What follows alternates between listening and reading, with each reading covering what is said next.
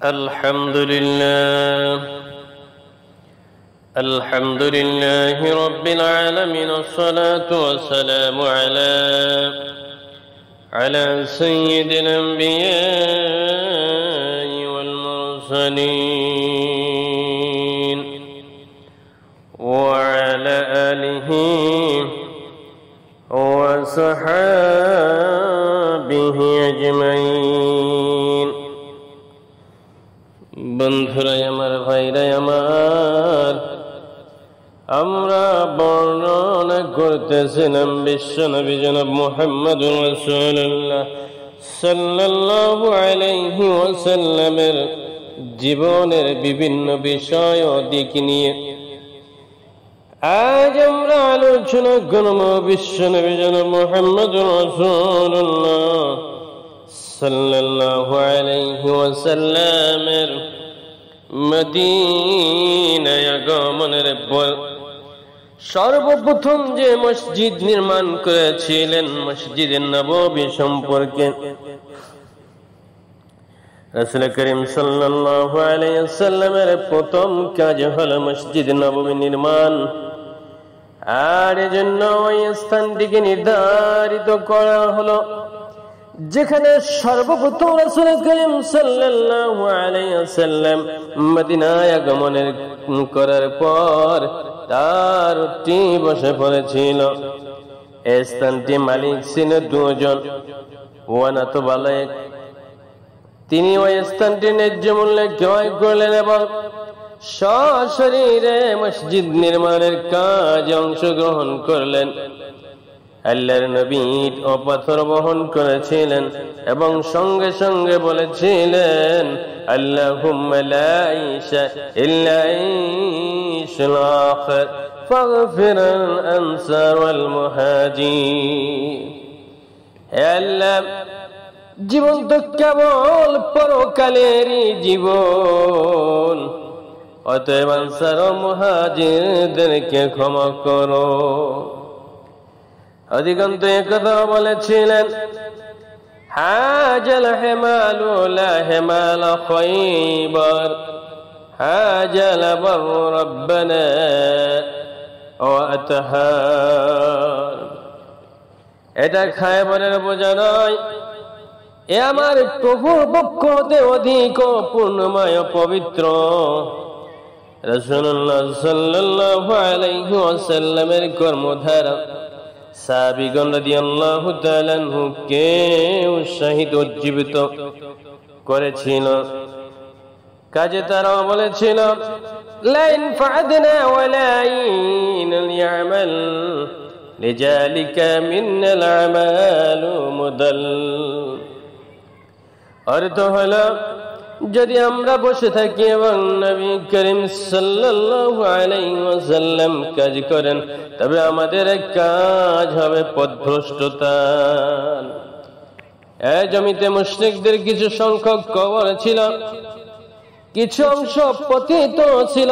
তাছাড়া খেজুর ও গারকাদের কয়েকটি গাছ ছিল। রাসূলুল্লাহ সাল্লাল্লাহু আলাইহি ওয়াসাল্লাম মুশরিকদের কবরগুলো পরিষ্কার করিয়ে নিলেন, অসমতল জায়গা সমতল করলেন এবং খেজুর ও অন্য গাছগুলো কাটিয়ে কিবলার দিকে খাড়া করে দিলেন। সে সময় কিবলা বাইতুল মুকাদ্দাস, দরজার দুবাহুর স্তম্ভগুলো পাথর দ্বারা এবং দেওয়াল নির্মিত হলো কাঁচা ইট দিয়ে। ছাদের উপরে খেজুরের ডালপালা চাপিয়ে আবরণ তৈরি করা হলো, আর খেজুর গাছের গুড়ি দিয়ে থাম তৈরি করা হলো। মেঝেতে বিছানা বিছানো হলো, বালি ও ছোট ছোট কাকর। ঘরে 3 দরজা লাগানো হয়েছিল। কিবলার দেওয়াল হতে পিছনের দেওয়াল পর্যন্ত দৈর্ঘ্য ছিল 100 হাত, আর প্রস্থ ছিল এই পরিমাণ বা কিছু কম। ভিতরে গভীরতা ছিল 3 হাত। রাসূলুল্লাহ সাল্লাল্লাহু আলাইহি ওয়াসাল্লাম মসজিদের পাশে কয়েকটি ঘর তৈরি করে নিলেন। যার দেওয়াল ছিল কাঁচা ইটের এবং ছাদ ছিল খেজুরের গুড়ের বর্গা দিয়ে। ছাউনি দেওয়া হয়েছিল খেজুরের শাখা পাতা দিয়ে তৈরি। এগুলো ছিল উম্মাহাতুল মুমিনিন, নবী পত্নীগণের আবাস কক্ষ। এই কক্ষগুলোর কাজ সম্পূর্ণ হওয়ার পর রাসূলুল্লাহ সাল্লাল্লাহু আলাইহি ওয়াসাল্লাম আবু আইয়ুব আনসারী রাদিয়াল্লাহু তাআলা আনহু এর বাসা থেকে অবস্থানে স্থানান্তর হয়ে গিয়েছিলেন। মসজিদে নববী শুধুমাত্র সালাত আদায়ের কেন্দ্রবিন্দু ছিল না, বরং তা ছিল তৎকালীন মুসলিম রাষ্ট্রের বিভিন্ন মুখী কর্মকাণ্ডের উৎসস্থল। এই মসজিদই ছিল মুসলিম সমাজের শিক্ষা কেন্দ্র, যেখানে বসে মুসলমানগণ ইসলামের যাবতীয় শিক্ষা দীক্ষা এবং হেদায়েতের পাঠ গ্রহণ করতেন। এই মসজিদই ছিল এমন একটি মিলন কেন্দ্র, যেখানে জাহিলি যুগের দীর্ঘ কালের বিবাদ বিসম্বাদ ও যুদ্ধ বিগ্রহের অবসান ঘটিয়ে আরব গোত্রগুলোর মধ্যে সৌহার্দ্য ও ভ্রাতৃত্বের বন্ধন গড়ে তোলা হয়েছিল। এই মসজিদই বসত রাষ্ট্রীয় কার্যক্রম পরিচালনা করার সভা পরামর্শ, রাষ্ট্রীয় নীতি নির্ধারণ, সৈন্য পরিচালনা, সন্ধি স্থাপন, চুক্তি সম্পাদন ইত্যাদি যাবতীয় কাজকর্মের কেন্দ্রবিন্দু ছিল মসজিদে নববী। অধিকাংশ মসজিদই ছিল অনেক নিবেদিত সাহাবী রাদিয়াল্লাহু তাআলা আনহুর আবাসস্থল, যাদের বাড়িঘর, ধন সম্পদ এবং আত্মীয় স্বজন বলতে কিছুই ছিল না। হিজরতের প্রথম দিকে আজান প্রথা প্রচলিত হয়। এটা এমন এক সুরেলা স্বর্গীয় সঙ্গীত এবং সালাত কায়েমের উদ্দেশ্যে মসজিদে আগমনের জন্য এমন মনোজ্ঞ আহ্বান, যা প্রতঃ 5 বার প্রচলিত হয়। মসজিদের মিনার থেকে মসজিদে নববীতে যখন আজান দেওয়া হতো এবং আজানের গুরু গম্ভীর আওয়াজ যখন আকাশের দিকে ধ্বনিত প্রতিধ্বনিত হতে থাকতো, তখন এদিকে আল্লাহর প্রেমিক মুসলমানদের অন্তর ভালোবাসায় ভক্তিতে আবেগে উদ্দীনিত হয়ে উঠত। অন্যদিকে কাফের মুশরিকদের অন্তর ভয় ভীতিতে প্রকম্পিত হয়ে উঠত। এ সম্পর্কে আব্দুল্লাহ বিন যায়েদ বিন আব্দুর রাব্বি রাদিয়াল্লাহু তাআলা আনহুর স্বপ্নের ঘটনাটি সুপ্রসিদ্ধ রয়েছে।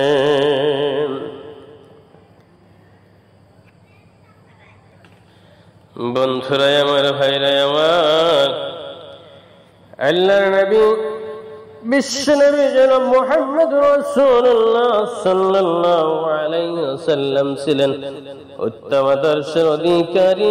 রাসূল করিম সাল্লাল্লাহু আলাইহি ওয়াসাল্লাম এবার মুসলমানগণের মধ্যে ভ্রাতৃত্বের বন্ধন স্থাপন করার ব্যবস্থা করলেন। মসজিদে নববীর নির্মাণ কাজে রাসূলুল্লাহ সাল্লাল্লাহু আলাইহি ওয়াসাল্লাম এবং মুসলিমগণ যেভাবে পারস্পরিক বোঝাপড়া, সাহায্য সহযোগিতা এবং উৎসাহ উদ্দীপনার এক অনন্য দৃষ্টান্ত স্থাপন করেছিলেন, এমন ভাবে মুসলমানগণের মধ্যে এমন অপূর্ব এক ভ্রাতৃত্ব বন্ধন প্রতিষ্ঠিত করে দিয়েছিলেন, যার তুলনা মানব জাতির ইতিহাসে কোথাও মিলে না। মুসলমানগণের এই ভ্রাতৃত্ব বন্ধনকে মুহাজির আনসারগণের ভ্রাতৃত্বের বন্ধন নামে অভিহিত করা হয়েছে। ইবনে কাইয়্যিম লিখেছেন, রাসূলুল্লাহ সাল্লাল্লাহু আলাইহি ওয়াসাল্লাম আনাস বিন মালিকের গৃহে মুহাজির ও আনসারগণের মধ্যে ভ্রাতৃত্ব বন্ধন স্থাপন করেছিলেন। এ সবাই সর্বশেষ 90 জন মুসলিম উপস্থিত ছিলেন। অর্ধেক সংখ্যক ছিলেন মুহাজির এবং অর্ধেক সংখ্যক ছিলেন আনসার।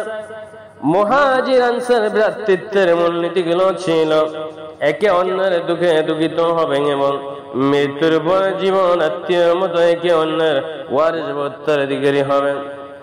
ওয়ারাসাত বা উত্তরাধিকারীদের এ ব্যবস্থা বদর যুদ্ধ পর্যন্ত চালু ছিল। তারপরে যখন আয়াত শরীফ নাযিল হয়, ওয়াউলু আরহাম বা'দুম আওলা বিবা'দ, আল্লাহ বলেন, কিন্তু আল্লাহর বিধানের রক্ত সম্পর্কীয়গণ পরস্পরের নিকট অগ্রগণ্য। এরপর থেকে এই বিধান হয়তো রহিত হয়ে যায়।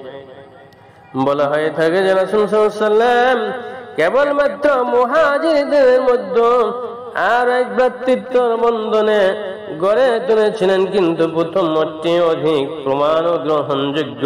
কেননা মুহাজিরগণ এমনিতেই পরস্পর ভ্রাতৃত্ব, ইসলামী ভ্রাতৃত্ব, দেশীয় গোত্রীয় ভ্রাতৃত্ব এবং আত্মীয়তার বন্ধনের কারণে তাদের মধ্যে নতুন করে ভ্রাতৃত্ব বন্ধনে আবদ্ধ হওয়ার প্রয়োজন ছিল না।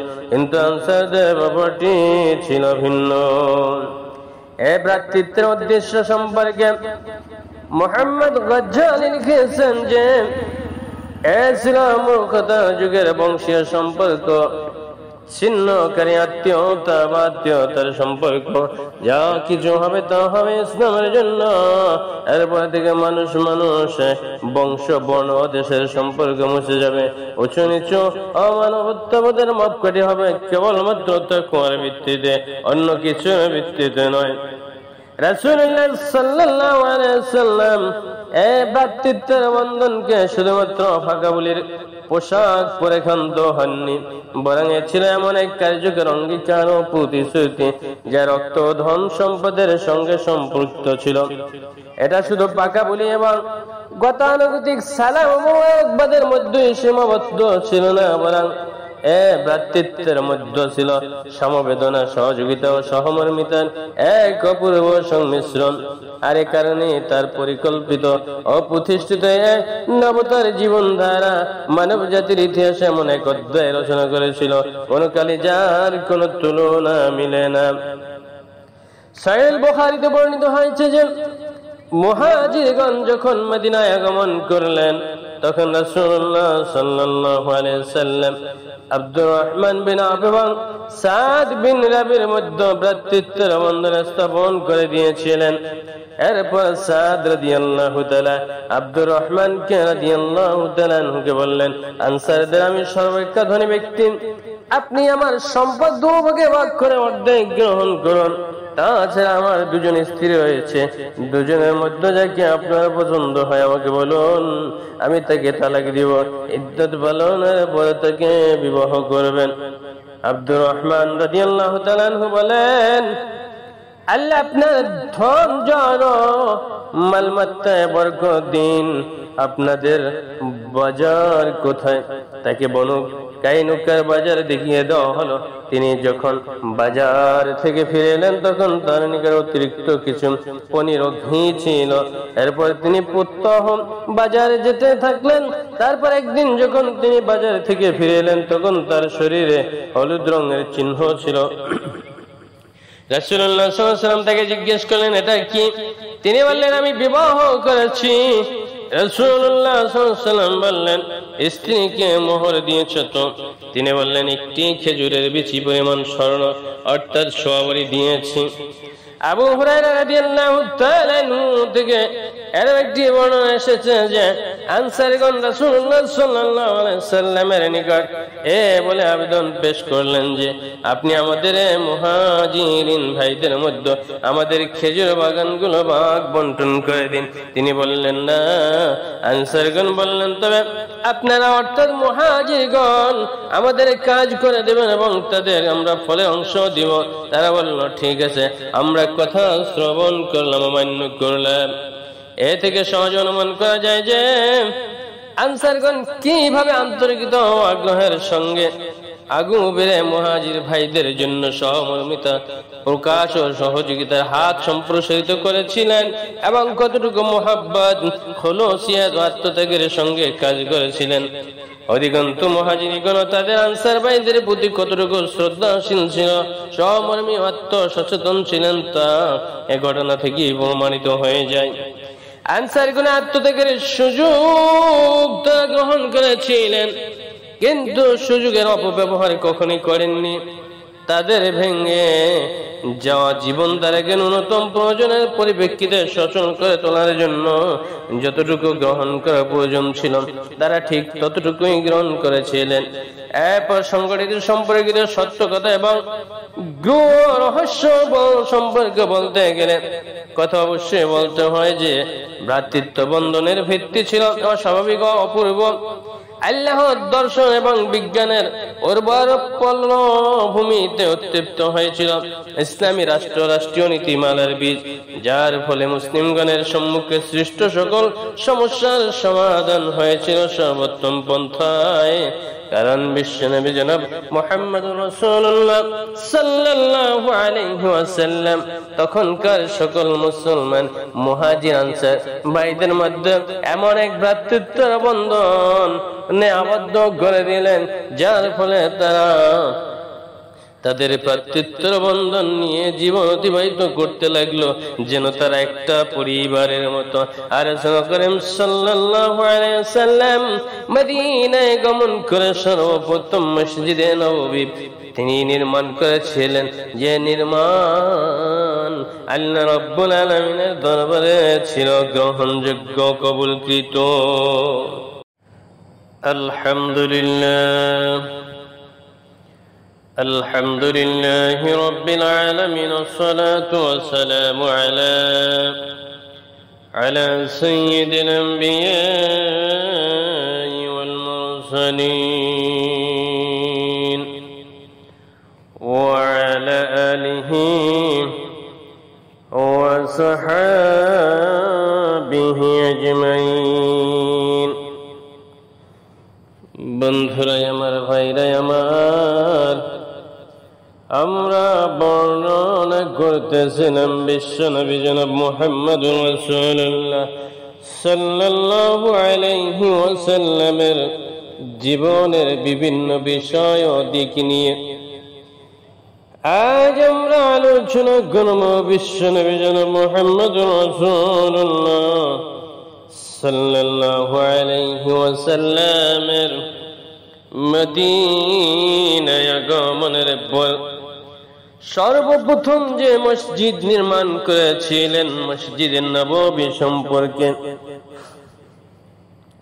রাসূল করিম সাল্লাল্লাহু আলাইহি ওয়াসাল্লামের প্রথম কাজ হলো মসজিদ নববী নির্মাণ। আর এজন্য ওই স্থানটিকে নির্ধারিত করা হলো যেখানে সর্বপ্রথম রাসূল করিম সাল্লাল্লাহু আলাইহি ওয়াসাল্লাম মদিনায় আগমন করার পর তার উটটি বসে পড়েছে।